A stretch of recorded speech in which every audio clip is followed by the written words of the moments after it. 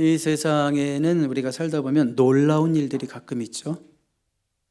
세상에 이런 일이, 그런 프로그램도 있습니다. 역사상 그런데 가장 놀라운 일은 바로 AD 30여 년경 4월 어느 날 주일 새벽에 예수 그리스도께서 무덤을 열고 다시 살아나신 사건인 줄로 믿습니다.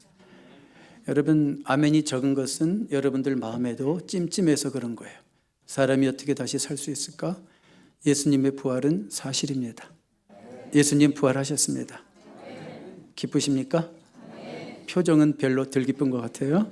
우리 한번 옆에 계신 분 바라보시면서 한번 기쁜 얼굴로 예수님 부활하셨습니다. 우리 한번 예수님 부활하셨습니다. 예수님 부활하셨습니다.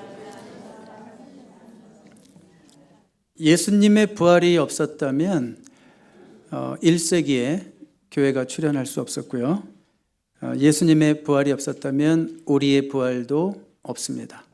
오늘 장로님도 기도해 주셨지만 우리 예수님은 부활의 first fruit, 첫 열매라고 하셨죠. 그 말은 무슨 뜻인가요? 두 번째 열매도 있고 세 번째 열매도 있고 500만 번째 열매도 있을 수 있다. 그런 얘기죠. 그 부활의 주인공들이 우리입니다. 네, 예수의 부활이 없었다면 우리의 부활도 없습니다. 예수님의 부활이 없었다면 매년 부활절마다 전 세계 곳곳에서 약 25억 명의 사람들이 함께 부활을 축하하며 예배할 일도 없습니다. 예수님은요, 갑자기 예고 없이 부활하신 것이 아니라 예고하시고 부활하신 겁니다. 예수님 공생의 기간 중에 자신의 부활을 여러 번 예고하셨는데 가만히 성경을 읽어보면 제자들은 못 믿는 것 같아요. 그냥 흘러 듣습니다. 혹시 여러분 그럴 때 있죠? 정말 중요한 얘기를 하는데 흘러 들어요. 생명의 말씀이 선포될 때 그거 들어야지 영원히 사는데 흘러 들어요. 큰일 나죠. 제자들이 흘러 들었어요.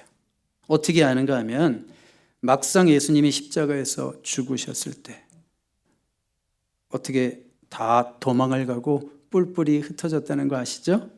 그리고요, 그 누구도 예수님의 부활을 기대하면서 무덤에서 기다리고 있었던 사람이 없었습니다. 관망하면서 살아나실까? 기대했던 사람이 아무도 없었습니다. 자, 그나마 여인들이 이제 무덤을 찾아가게 되는데 우리 한번 1절로 가볼까요? 다음 스크린 보세요. 안식일이 다 지나고 안식 후 첫날이 되려는 새벽에 막달라 마리아와 다른 마리아가, 마가복음에 가면 여인이 한 명 더 늘어나죠. 자, 무덤을 보려고 갔더니 그렇게 돼 있어요. 자, 어떤 시간에 무덤을 갔어요? 새벽에 공동묘지를 가는 여인들은 간이 커서 그럴까요? 새벽에 공동묘지를 찾아갔다는 것은 예수님을 그만큼 사랑했다는 뜻입니다. 사랑하면 두려움을 극복합니다. 사랑하면 두려움을 넘어설 수 있는 거예요. 자, 그들은 예수님의 부활을 기대하면서 간 것이었을까요? 아니죠. 병행구절 마가복음에 보시면 향품을 발라드리기 위해서 간 거예요. 그 무슨 뜻인가 하면 여러분들 우리가 무덤을 찾아갈 때 꽃을 들고 가는 거, 그거랑 똑같은 거예요. 자, 그러니까 마지막으로 내가 사랑했던 예수님께 마지막 존경을 표하기 위해서 간 거예요, 여인들은. 그런데 거기서 전혀 예기치 않았던 빈 무덤을 보았고 천사의 음성을 듣게 되는 거죠. 예수님 부활의 소식을 듣게 되는 거죠. 예수님 부활의 소식을 제일 먼저 듣고 보게 된 자들이 누구였습니까? 남자들이었습니까? 여자들이었습니까? 여자들이었죠. 예수님 부활의 첫 증인이 여인들로 등장하는 것은 굉장히 중요한 의미가 있죠.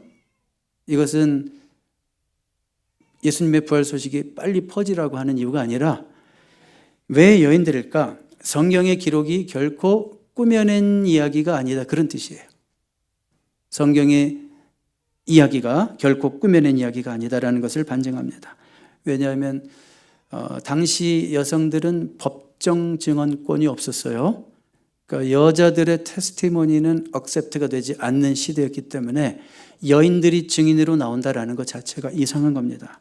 만약에 예수님의 부활 이야기를 누군가의 의심처럼 꾸며낸 이야기다, 꾸미려고 했다면 부활의 증인으로 여자를 내세우는 경우는 없죠. 소설을 쓴다면 부활의 증인으로 여성을 내세우는 경우는 없죠. 아주 믿음직스러운 남자를 내세우겠죠. 그리고 여러분들이 복음서를 읽어보시면 마태복음, 마가복음, 누가복음, 요한복음, 예수님 부활의 증언들이 조금씩 다 틀려요. 무슨 뜻인가요? 그들이 입을 맞추지 않았다는 얘기예요. 증인들이. 야, 우리 소설 하나 써야 되는데 예수님 부활 스토리 하나 만들기 위해서 우리 한번 좀 패브리케이트 하자, 뭐 조작하자, 이런 게 없다는 거죠. 있는 그대로. 마태는 마태가 본 대로. 사실은 또 마가는 직접 보진 않았겠죠. 베드로가 본 얘기를 들려주는 대로. 누가는 또 역시 또 들은 얘기대로. 요한은 역시 자기가 직접 본 대로 증언을 하다 보니까 예수님 부활의 현장을 우리 사복음서를 통해서 이렇게 정리해서 보면 더 풍성하게 그때 그 상황에서 어떤 일이 있었는지를 우리가 더 잘 알 수 있는 거예요. 이것이 모순이 아니라 오히려 성경이 사실이라는 것을 오히려 반증한다고요. 꾸며낸 얘기가 아니라는 것을 그대로 보여주는 거죠. 자, 지금 마태복음을 통해서 보면 이 부활의 현장에서 하나님이 보낸 천사가 여인들에게 했던 명령형 동사가 3개 있어요. 우리 한번 5절 먼저 보겠습니다. 5절 보시면 천사가 여자들에게 말하되 너희는 무서워하지 말라. 이게 첫 번째 명령형 동사가 되겠습니다. 무서워하지 말라. 나중에 보면 예수님이 또 10절에 가면 이 말씀 반복하시는데, 자, 이 여인들에게 어떤 두려움이 있었을까요? 일단은 예수님 무덤을 찾아갔는데 뭐가 없어요? 예수님 시신이 없어요. 그거 자체가 너무 당황스럽고 두려웠을 것입니다. 그런데 더 무서워했던 이유는 뭘까요? 예수님 보러 갔는데 예수님은 안 계시고 제일 먼저 누굴 봤다고요? 천사를 봤다고요? 아무리 어려서부터 천사에 대해서 듣고 자란 유대인들일지라도 막상 천사를 본다면 어떨까요? 엄청 두려웠을 것이죠. 그것도 새벽 그 시간에, 그것도 무덤에서 천사를 봤다면 얼마나 두렵겠습니까? 그리고 특별히 이것은 어떤 영적인 실존에 부딪힌 거죠. 여러분들이 평생을 살다가 내가 모르는 세계에 처음 부딪힐 때, 이런 세계가 있었구나. 하나님의 영이 역사하는 세계가 있었구나. 성령이 일하시는 세계가 있구나. 이런 영적인 실존에 처음 부딪혔을 때 여러분들은 뭔가 경외롭죠. 그러니까 두려움을 느낀다는 거예요. 그러니까 그녀들이 평생 경험해 보지 못했던 영적 세계에 부딪히고 있는 겁니다. 자, 이렇게 두려워하는 여인들에게 하나님의 천사가 하는 첫 번째 명령의 말이 뭐예요? 두려워하지 말라. 두려워하지 말라. 여러분 많이 들어서 아시겠지만 성경에 두려워하지 말라라는 말이 몇 번 나온다고요? 366번. 그렇죠? 어느 분이 뭐 그러기를 윤년까지 하나님이 계산해서 366번을 주셨대요. 그러니까 매일매일 우리에게 두려워하지 말라. 그런 말씀이라고 하고 이렇게 해석을 합니다. 우리가 세상 살면서 참 두려운 일이 많습니다. 한번 물어볼까요? 무엇이 제일 두렵습니까? 김영기 집사님 아마 이렇게 대답하실 것 같아요. 제 아내요. 아마 이렇게 대답하실 것 같아요.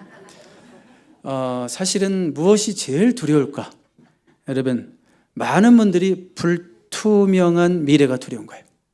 불투명한 미래가 두렵고 내일 어찌 될지 몰라서 우리는 두려워합니다. 근데 주님이 뭐라고 말씀하십니까? 우리에게 두려워하지 말라. 한 번도 아니고 두 번도 아니고 366번을 두려워하지 말라.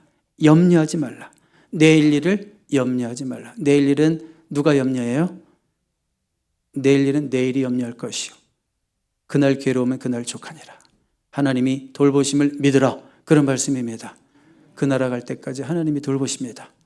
굶어 죽지 않습니다. 하나님의 자녀들은 시편 저자의 고백처럼 하나님의 자녀가 걸식하고 굶는 것을 본 적이 없대요. 하나님의 자녀들은 하나님이 책임지십니다.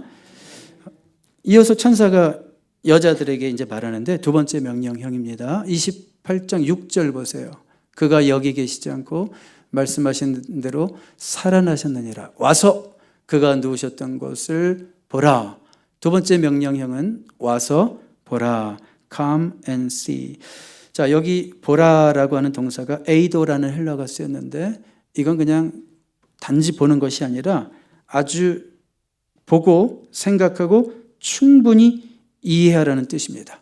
그러니까 빈 무덤의 현장에 와서 네가 직접 보고 이해하고 무슨 일이 있었는지 충분히 네가 한번 살펴봐라. 그런 뜻입니다. 직접 와서 증거를 보고 합리적으로 생각해 보고 예수님의 부활하셨음을 믿으라.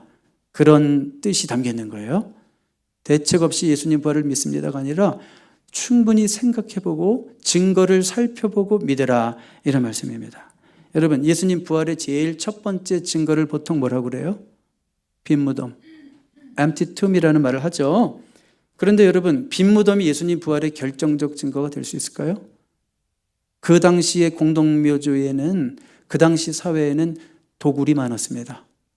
그래서 무덤을 파헤쳐서 이렇게 폐물을 훔쳐가는 일들이 빈번했기 때문에 빈 무덤은 예수님의 것 말고도 있을 수 있는 거죠.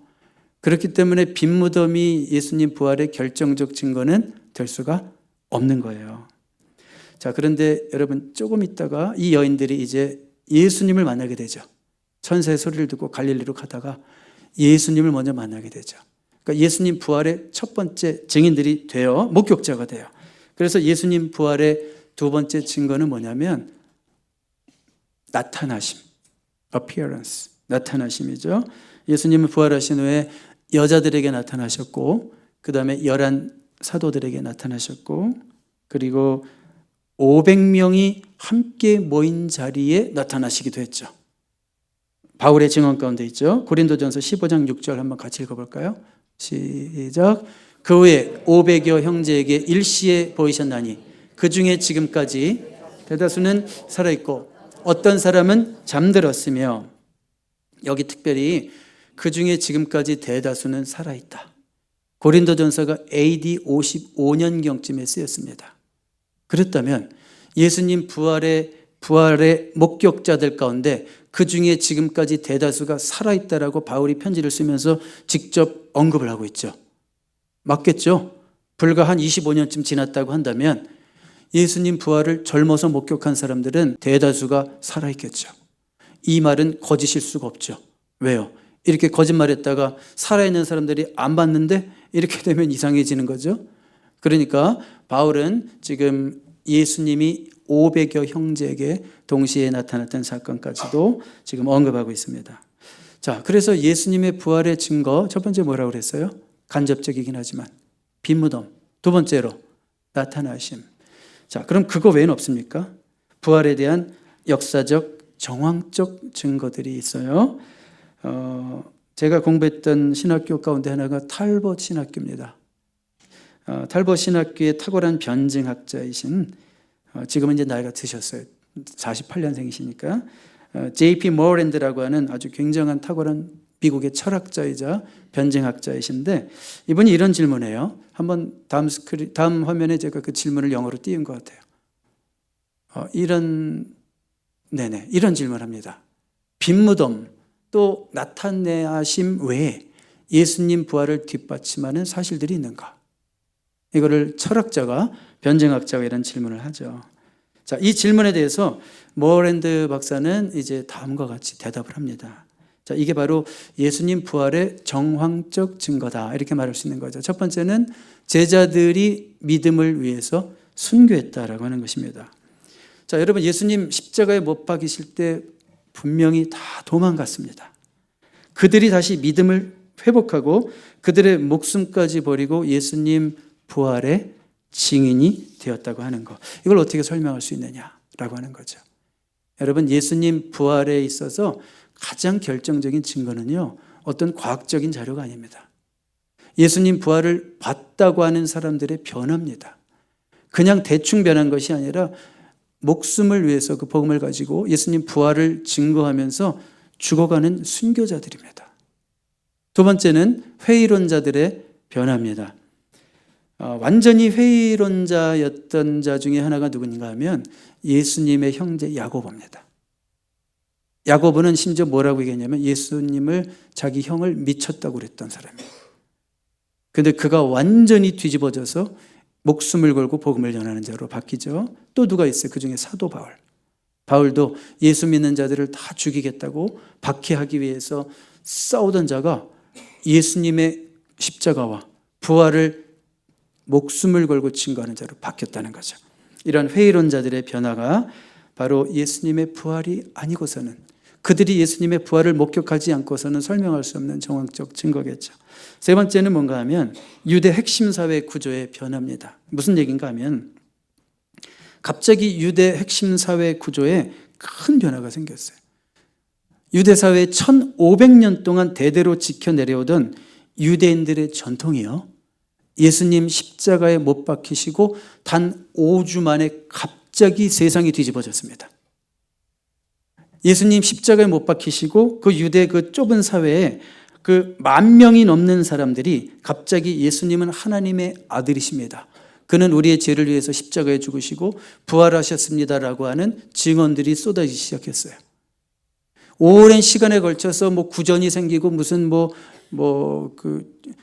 신화 같은 게 만들어지고 이런 게 아니라 5주 안에 사회가 뒤집어지고 그 많은 사람들이 예수님은 곧 하나님의 아들이십니다 라고 하는 증언들이 쏟아져 나오기 시작했다는 얘기죠.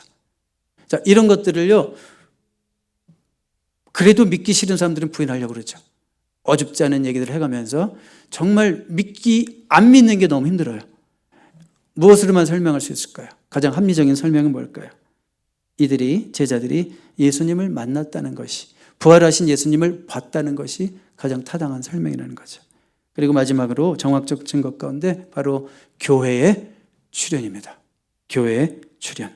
여러분, 1세기 이 수많은 종교들이, 이미 기성 종교들이, 신비 종교들이 이미 완전히 자리를 잡고 있었던 사회입니다. 그런데 저 변방의 어떤 젊은이, 그 목수 출신의 젊은이로부터 시작된 종교가 갑자기 5주 만에 10,000명? 이상한 얘기입니다. 여러분, 예수님이 활동하던 당시에 전후로 해서 그 사회에 메시아 운동을 하던 사람이 역사적으로 15명이 나타납니다. 메시아 운동이라는 게 뭐예요? 내가 메시아고 내가 구원자고 이런 운동하는 거죠. 근데 놀랍게도 15명이 다 죽었어요. 그리고 나서 그들의 추종자는 다 사라졌어요. 자, 근데 예수님을 그 메시아 운동을 하는 분의 하나라고 한번 이렇게 생각해 봐요. 15명은 죽어서 추종자가 더 없어졌어요.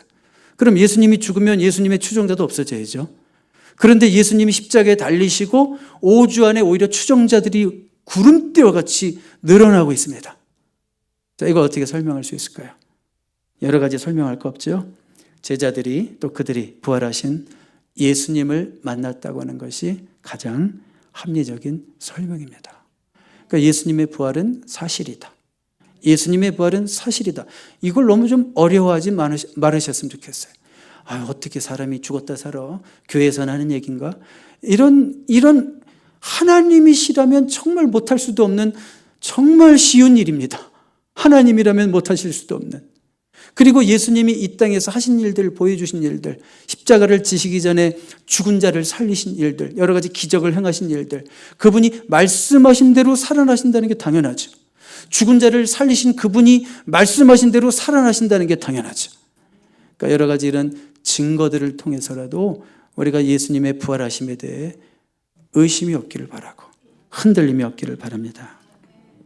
이제 7절 보세요. 7절에 보시면 세 번째 명령형 동사가 나와요. 우리 천사들이 빨리 가서 그의 제자들에게 이르되 그가 죽은 자 가운데서 살아나셨고 너희보다 먼저 갈릴리로 가시나니 거기서 너희가 배우리라 하라. 보라 내가 너에게 일렀느니라 하거늘. 자, 이제는 천사가 여인들에게 뭐라고 얘기해요? 가서 이르라, go and tell 이렇게 말하는 거죠.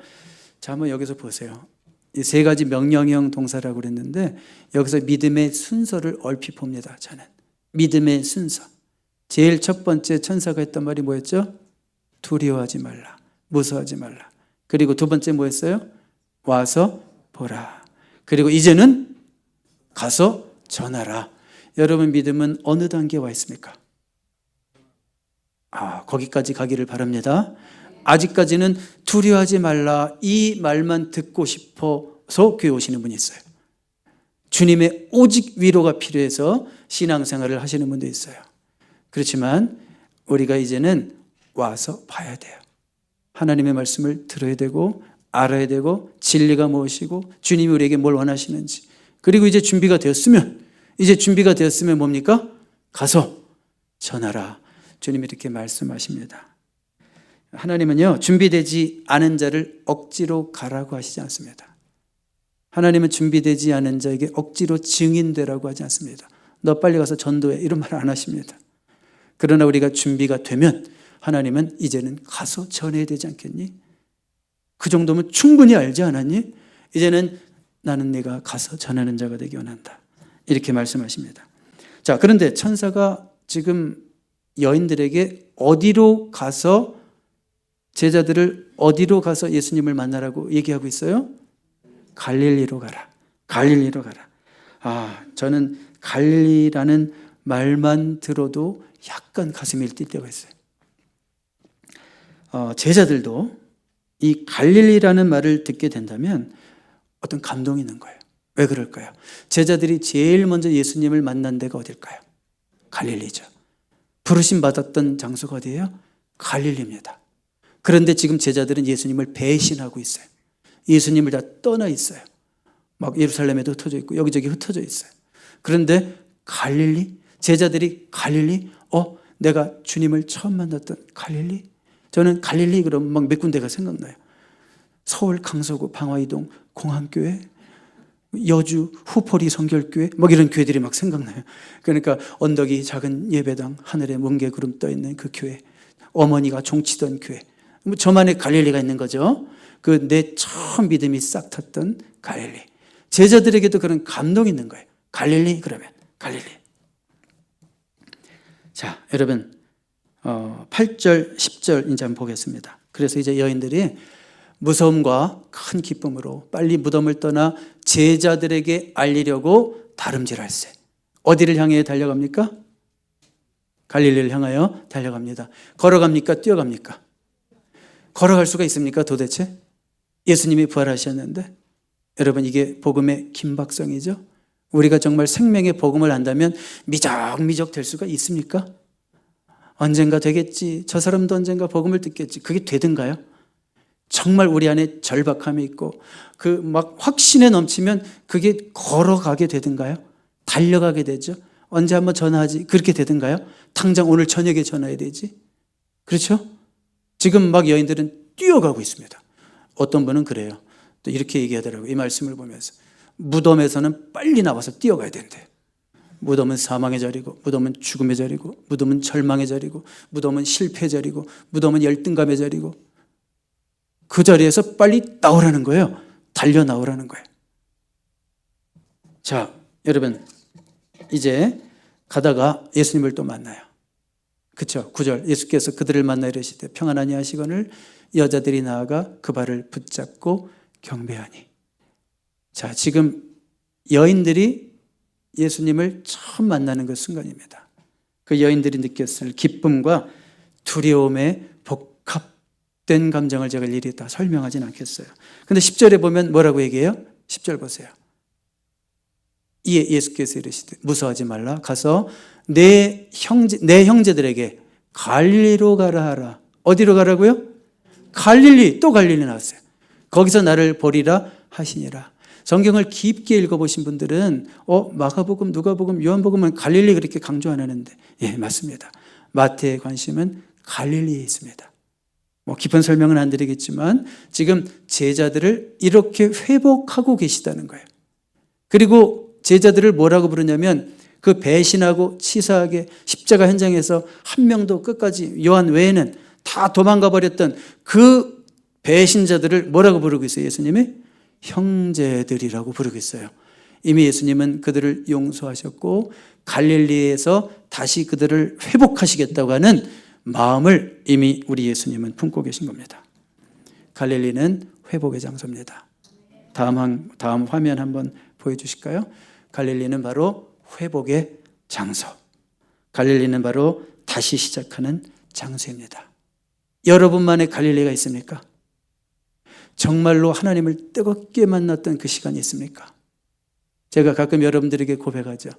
목사의 아들로 태어나서 여주 후포리 교회도 다녔고 강서구 방화이동 공항교회도 다녔지만 여전히 목사의 아들이었지만 정말 하나님을 제대로 만난 것은 1994년 만으로 27살이었다고. 그리고 유학을 바로 와서 떨어진 곳이 린치버그 버지니아였어요. 린치버그는 꼭 저의 갈릴리 같아요. 제 영혼이 식을 때마다, 제 믿음이 약해질 때마다 또 다시 한번 자랑삼아 얘기하지만 성경을 읽지 않으면 살 수 없어서 하루에 7시간씩 성경을 읽으면서 공부하고 아르바이트하고 성경을 7시간씩 읽으면서 버텨냈던 3년 반. 그 시간들, 그게 저에게는 갈릴리 같아요. 제 믿음이 식어지고 약해질 때마다 린치버그 버지니아를 생각하지 않을 수가 없습니다. 우리만의 갈릴리가 있다는 거예요. 여러분, 하나님을 나의 아버지로 만났던, 정말로 예수님을 내 마음에 개인의 구주로 영접했던, born again 했던 그 시절이 있고 그 장소가 있지 않습니까? 언제든 우리는 그 자리로 달려갈 수 있습니다. 언제든. 왜냐하면 오늘 본문에 보니까 예수님이 내가 먼저 가 있겠다. 제자들 거기로 오라고 그래라. 나는 항상 거기서 기다리고 있다. 어느 순간이든지 어느 때든지 여러분들의 갈릴리로 달려가실 수 있습니다. 거기는 회복의 자리고 우리가 다시 시작하는 자리입니다. 말씀의 결론을 내리겠습니다. 설교가 너무 짧다고 실망하지 마십시오. 오늘 부활절에 행사도 많고 그래서 5분 더 10분 짧게 하겠습니다. 어느 교회 주일학교 선생님이 아이들에게 물었어요. 아이들 여러분, 우리가 어떻게 부활할 수 있지요? 이런 질문을 했어요. 우리가 어떻게 부활할 수 있지요? 내심 무슨 답을 기대했을까요? 예수님 믿어야 돼요. 이런 대답을 기대하면서 우리가 어떻게 부활할 수 있지요? 한 아이가 뭐라고 대답했냐면, 선생님, 저요. 그래, 대답해봐. 죽어야 돼요. 이렇게 대답했어요. 죽어야 돼요. 그 선생님이 듣고 깜짝 놀랐지만 맞아요. 죽어야 부활합니다. 여러분, 부활은 죽음이 전제되어 있는 거예요. 예수님을 부인했던 제자들은 지금 영적으로 죽은 거나 다름없어요. 시리에 빠져 있어요. 나 같은 자가 예수님의 제자가 될 수 있을까? 내가 회복될 수 있을까? 스스로 자격 없다고 생각하는 자들.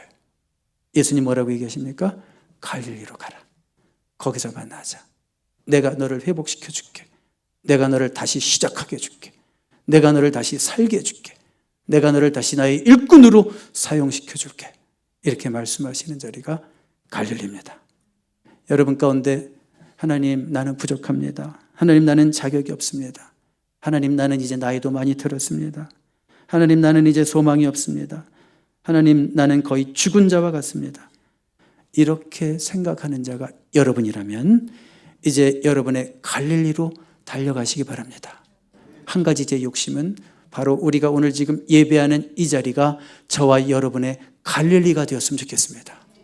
이곳에서 예배할 때마다 우리의 믿음이 다시 회복되고, 이곳에서 예배할 때마다 우리 안에 있는 절망의 그림자가 물러가고 다시 생명의 역사는 이 시간이 될 수 있기를 주님의 이름으로 축복합니다. 기도하겠습니다.